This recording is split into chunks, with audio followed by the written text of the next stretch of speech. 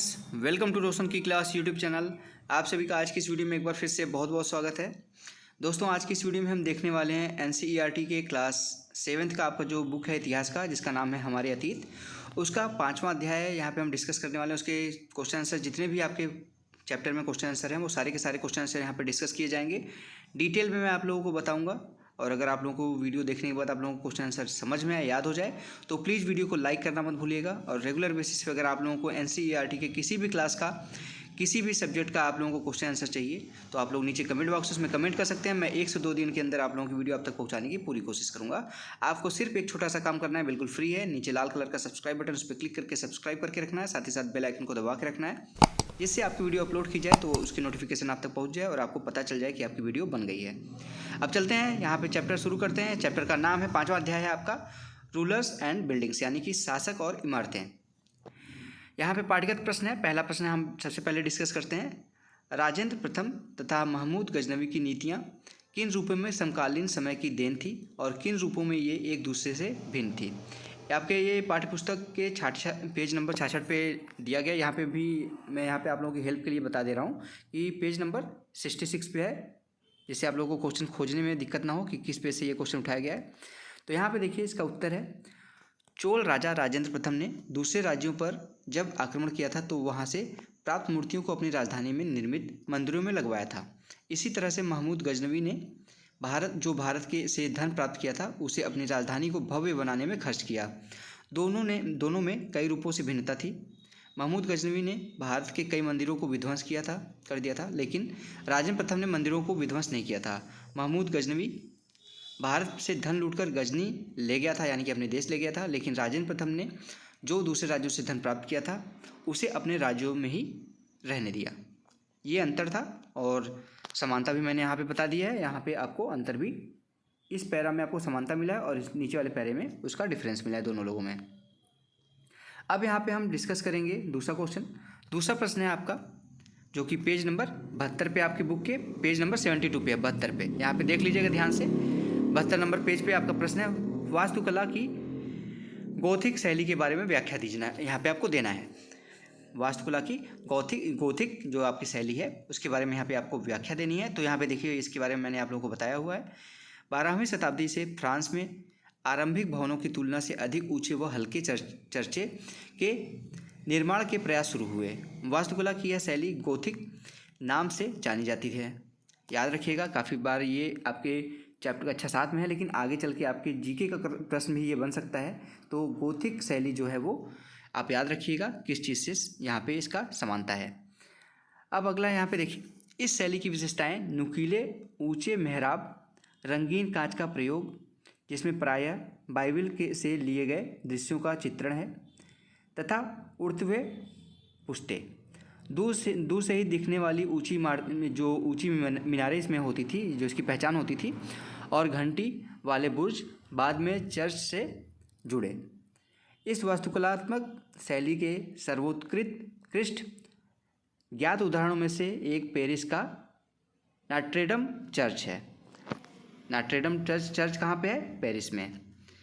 12वीं और 13वीं शताब्दी के कई दशकों में इसका निर्माण हुआ। ये आपके पाठगत प्रश्न थे। अब आपका आता है प्रश्न अभ्यास, जो कि आपका पाठ्यपुस्तक के अंत में जो प्रश्न पूछे जाते हैं उसके बारे में।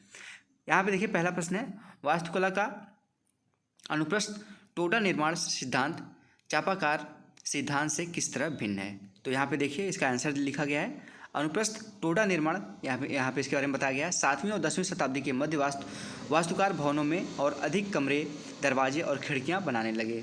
छत, दरवाजे और खिड़कियाँ अभी भी 2 ऊर्ध्वाकार खंभों के आर पार एक अनुप्रस्थ सहतीर रखकर बनाए जाते थे।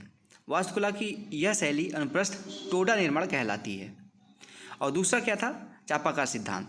दरवाजों और खिड़कियों के ऊपर की अधिरचना का भार अब कभी कभी मेहराबों पर डाल दिया जाता था। वास्तुकला का यह जो सिद्धांत था उसको चापाकार रूप यहाँ पे नाम दिया गया, चापाकार सिद्धांत। तो चापाकार सिद्धांत और अनुप्रस्थ टोडा निर्माण जो है वो, उनमें आपको अंतर पता चल गया होगा। अब देखते हैं, हम दूसरा क्वेश्चन देखते हैं। यहाँ पे दूसरा प्रश्न है, शिखर से आपका क्या तात्पर्य है।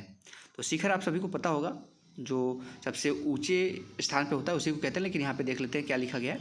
मंदिर का शीर्ष जिसके नीचे गर्भगृह यानी कि जिसमें भगवान विराजमान होते हैं स्थित होता है, मंदिर का शिखर कहलाता है। तीसरा प्रश्न है पित्रादुरा क्या है। अब देखिए ऐसे क्वेश्चन पूछा जा सकता है आपसे जीके में भी। पित्रादुरा अभी से आप पढ़ते रहिए ध्यान लगा के, जिससे आगे चलने आने वाले एग्जाम्स में आप लोग अच्छा कर सकें। तो पित्रादुरा के बारे में बताया गया है, उत्कीर्णित संगमरमर अथवा बलुआ पत्थर पर रंगीन ठोस पत्थरों को दबाकर बनाए गए सुंदर तथा अलंकृत नमूने पित्रादुरा कहलाता है। ठीक है, आप सबको पता चल गया होगा कि पित्रादुरा क्या है। अब अगला क्वेश्चन है चौथा, एक मुगल यहाँ पे चारबाग की क्या खास विशेषताएं हैं। तो सबसे पहले आपको यहाँ पे बताया गया है कि मुगल चारबाग की विशेषताएं, तीन यहाँ पे विशेषताएं बताई गई हैं। चारबाग 4 समान हिस्सों में बटे होते थे। दूसरा यहाँ पे पॉइंट है, यह बाग दीवार से घिरे होते थे। और तीसरा पॉइंट है, बाग कृत्रिम नहरों द्वारा 4 भागों में विभाजित यहाँ पे आयताकार अहाते में स्थित थे। तो यहाँ पे जो चारबाग है, एक बगीचे को जो दीवारों से, एक बगीचा अगर है तो उसको दीवारों से घेरा जाता था। ठीक है, 4 भागों में इसको डिवाइड कर दिया जाता था इस तरीके से। और जो ये डिवाइड किया जाता था इसमें कृत्रिम नहर बनाया जाता था, यानी कि पानी के यहाँ पे जहाँ जो आप नाली की तरह समझ सकते हैं उस तरीके से डिवाइड कर दिया जाता था, जिससे पता चल सके कि ये हिस्सा अलग है, ये हिस्सा अलग है। ठीक है, आप इससे समझ सकते हैं। अब 5वां क्वेश्चन है, किसी मंदिर से एक राजा की महत्ता की सूचना कैसे मिलती है। अब देखिए यहाँ पे मंदिर के बारे में बताया गया आपको। सभी विशालतम मंदिरों का निर्माण राजाओं ने करवाया था। दक्षिण भारत के प्रसिद्ध मंदिर राज राजेश्वर मंदिर का निर्माण राजा राजदेव ने अपने देवता राज राजेश्वर की उपासना हेतु किया था। यहाँ पे आपसे पूछ सकता है क्वेश्चन कि जो आपका राज राजेश्वर मंदिर है वो उसका निर्माण किसने कराया था। तो राजदेव ने अपने देवता राजा राजेश्वर की उपासना के लिए कराया था।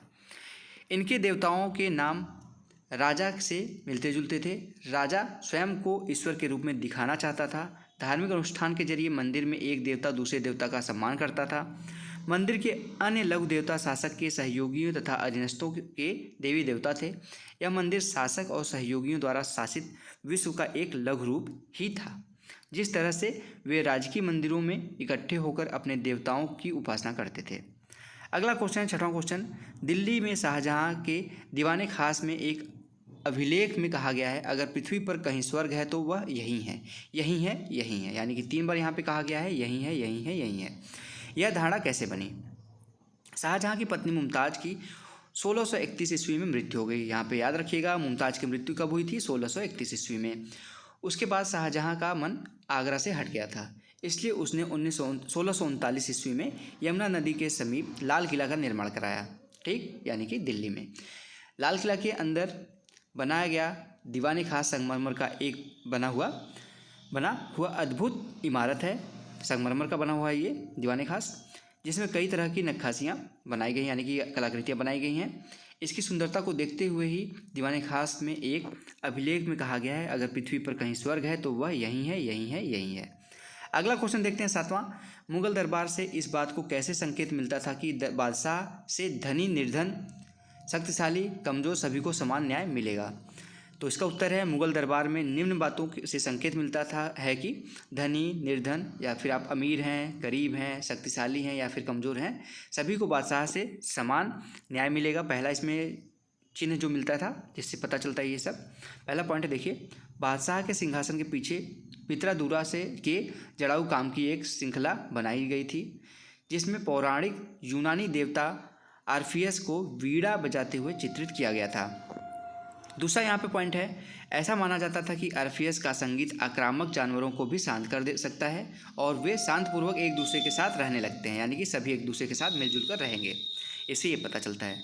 तीसरा पॉइंट है, शाहजहाँ के सार्वजनिक सभा भवन का निर्माण यह सूचित करता था कि न्याय करते समय राजी ऊँचे और निम्न सभी प्रकार के लोगों के साथ समान व्यवहार करेगा और सभी सद्भाव के साथ रहेंगे। ठीक, ये हो गया आपका 7वां क्वेश्चन। अब 8वां क्वेश्चन देखिए, शाहजहांबाद में नए मुगल शहर की योजना में यमुना नदी की क्या भूमिका थी। तो शाहजहां की जो यहाँ पे मुगल यहाँ पे शहर बसाया था उसमें यमुना नदी की विशेषता के बारे में पूछा गया है। तो शाहजहां ने दिल्ली में यमुना नदी के तट पर स्थित सलीमगढ़ स्थान पर शाहजहांबाद की नींव रखी थी, क्योंकि यह स्थान कई दृष्टि से उपयुक्त था। पहला पॉइंट इसमें है यमुना नदी के तट पर होने के कारण इस शहर को पीने के लिए पानी आसानी से उपलब्ध हो जाएगी। दूसरा पॉइंट है यमुना नदी के तटवर्ती भाग प्रायः समतल था, जिस पे आसानी से आप रह सकते हैं। दिल्ली के शाहजहांबाद में उसने जो नया शहर निर्माण करवाया था उसमें शाही महल नदी पर स्थित था। ये 3 पॉइंट हो गए। अब 9वां क्वेश्चन देखते हैं। आज धनी और शक्तिशाली लोग विशाल घरों का निर्माण करवाते हैं। अतीत में राजाओं और उनके दरबारियों के निर्माण किन मायनों में इससे भिन्न थे? अतीत के यहाँ पे उत्तर लिखा गया, देखिए। अतीत में राजाओं तथा उनके दरबारियों के निर्माण निम्न प्रकार से आज के धनी और शक्तिशाली लोगों के विशाल घरों से भिन्न थे। 4 पॉइंट यहाँ पे बताया गया है। अतीत के राजाओं के अधिकांश घर पत्थर के किले के रूप में निर्मित थे। किलों को सुरक्षित करने के लिए किले के चारों ओर गड्ढे खोदे जाते थे। उनके आवास ऊंचे स्थल पर बनाए जाते थे। और चौथा है सुरक्षा को विशेष महत्व दिया जाता था। और आजकल के जो अमीर हैं और शक्तिशाली लोग हैं सुरक्षा को तो महत्व देते हैं, लेकिन पत्थरों से या फिर किले के रूप में इस तरह से ऊंचे स्थानों पे इस तरीके से निर्माण नहीं कराते हैं। ये भिन्नताएं हैं। अब यहाँ पे 10वां क्वेश्चन, 11वां क्वेश्चन और 12वां क्वेश्चन देखिए। यहाँ पे चित्र 4 पर नज़र डालें। आपकी बुक में चित्र 4 होगा, उसको देखिए। यह इमारत आज कैसे तेज़ी से बनाई जा सकती है? छात्र इसके बारे में स्वयं आप लिखिएगा। आप अपने शब्दों में लिखेंगे तो आप लोग के जो मस्तिष्क का विकास हुआ है उसके बारे में आप अच्छे से एक्सप्लेन कर सकते हैं। और 11वां क्वेश्चन और 12वां क्वेश्चन आप लोगों को स्वयं करना है, क्योंकि यहाँ पे ये क्वेश्चन सभी स्टूडेंट के लिए अलग अलग है। पहला देखिए, 11वां क्वेश्चन इसलिए अलग है। देखिए, पता लगाइए कि क्या आपके गांव या कस्बे में किसी महान व्यक्ति की कोई प्रतिमा है? तो सभी लोगों के गांव या शहर में अलग अलग महान लोगों की प्रतिमा होगी। सारे स्टूडेंट एक ही स्थान के तो होंगे नहीं। कोई इलाहाबाद का होगा, कोई बनारस का होगा, कोई दिल्ली का होगा, कोई कानपुर का होगा, कोई पंजाब का होगा, कोई महाराष्ट्र का होगा, कोई बिहार का होगा। सब जगह पे अलग अलग महान लोग हैं। तो अपने अनुसार जो भी महान व्यक्ति हैं उनके बारे में, उनकी स्मारक के बारे में आपको अपने शब्दों में यहाँ पे लिखना है।